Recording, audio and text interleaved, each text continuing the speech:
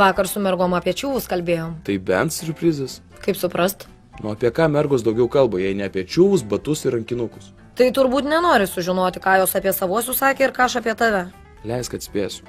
Laura kalbėjo, kad Tomas labai blogas, nesupranta jos. Vaiva kalbėjo, kad tas jos poetas labai geras, eilėraščius rašo, o ta, kurios vardo neatsimenu, kur baisiai juokiasi. Tas sakė, kad jos normalus, kartais geras, kartais blogas. Ir pagal ką tu čia taip sudėlioji? Pagal tą, kiek kuris su kurio laiko gyvena. Ir jei aš teisus, tu apie mane irgi turėjai atsiliepti tik blogai. O ir ne, aš protingesnė už jas, todėl viską melavau. Oho, ir kodėl? Kad pavydėtų, kaži kodėl.